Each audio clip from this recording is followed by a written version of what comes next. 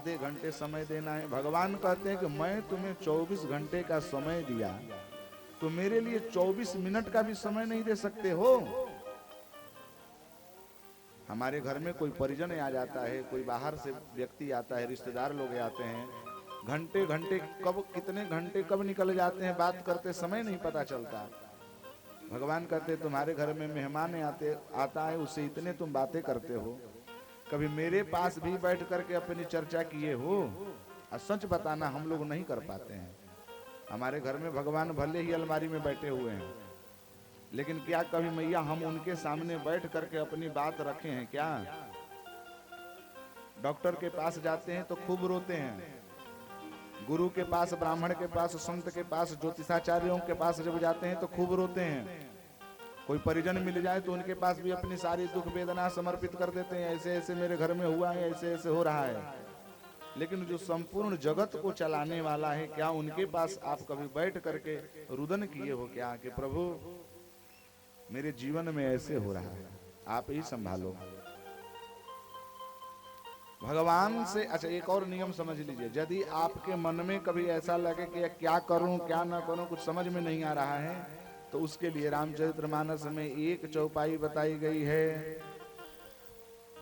जेहि विधि नाथ ओहि हित मोरा, जेहि विधि नाथ ओहि हित मोरा, जेहि विधि नाथ ओहि हित मोरा, जेहि विधि नाथ ओहि हित मोरा, जेहि विधि नाथ ओहि हित मोरा, जेहि विधि नाथ ओहि हित मोरा, बेगी सो करी दास मैं तोरा, बेगी सो करी दास मैं तोरा, बेगी सो करी नाथ मैं तोरा, दास मैं तोरा। नारद जी भी इसी भाव को उन्होंने कहा कि प्रभु जेहि विधि हो ही नाथ हित मोरा, करहु सुबेग दास मैं तोरा। प्रभु जिस प्रकार से मेरा कल्याण हो वही आप मेरे जीवन में करिए। होता है हम लोग सोचते हैं कुछ और हमारे जीवन में होता कुछ और है, लेकिन ये ध्यान रखना चाहिए कि जो हो रहा है वो उत्तम ही हो रहा है। भगवान ने हमें जो विधि व्यवस्था बनाई है उत्तम के लिए बनाई है। मनुष्य के जीवन में माता जी कभी दुख नहीं होता, वो दुख अनुभव करने लगता है सो दुख होने लगता है, यद्यपि दुख और सुख कुछ होता नहीं है।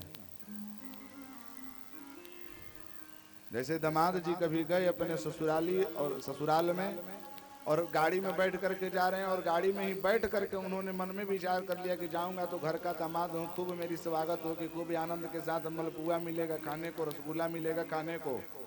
आज ही अपने ससुराल में पहुंचे तो सास मैया दे दी बतासा पानी पीने के लिए, लीजिए।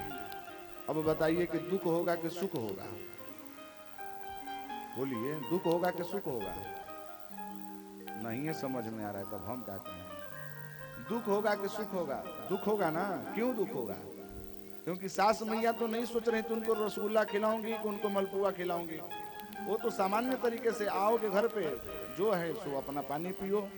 इन्होंने मन में संकल्प कर लिया, इन्होंने मन में कल्पना कर लिया कि मेरी इतना ये होगी।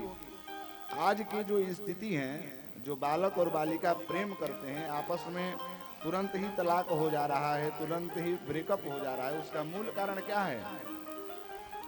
बालक प्रेम कर रहा हो और बालक सोच रहा है कि मैं जब उससे इतना प्रेम कर रहा हूं तो वो प्रेम हमें रिटर्निंग क्यों नहीं मिल रहा है। बालिका यह सोचती है कि मैं इतना प्रेम कर रही हूं तो वहां से मुझे रिटर्निंग क्यों नहीं मिल रहा है, क्योंकि मैं जितना प्रेम करता हूं उतना भी उसको, वो भी हमें प्रेम करे, यही चाहता है। और जब उसे अनुभव में नहीं आता है तो फिर रोने लगता है कि तुम मुझसे प्रेम नहीं करती हो। बालिका कहती है कि तुम मुझसे प्रेम नहीं करते हो।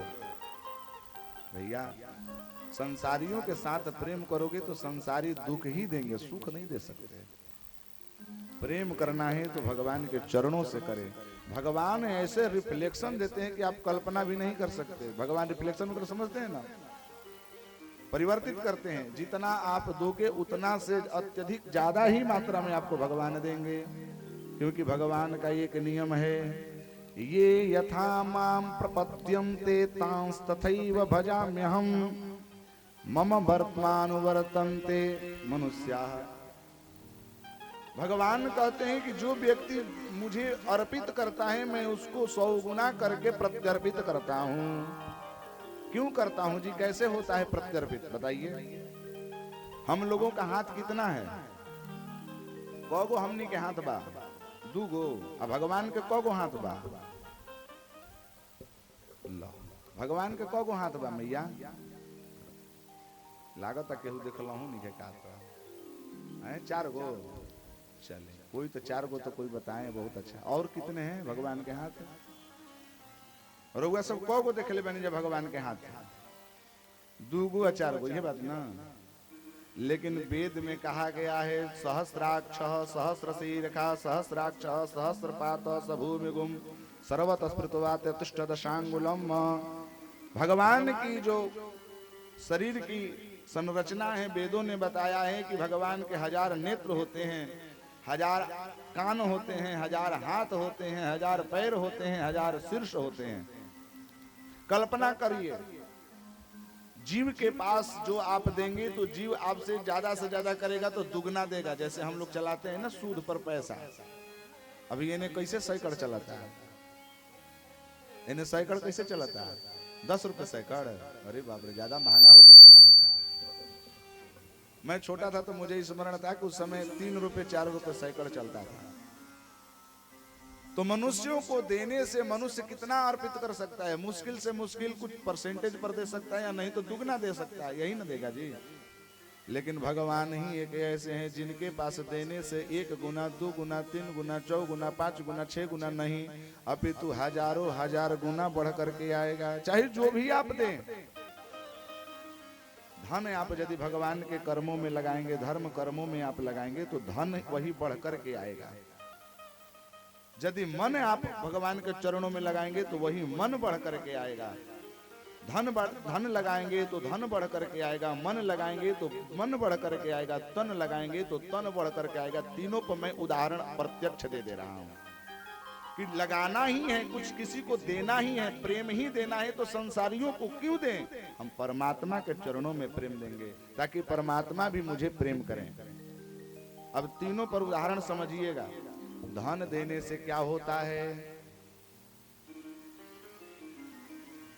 हमारे एक ऐसे परिजन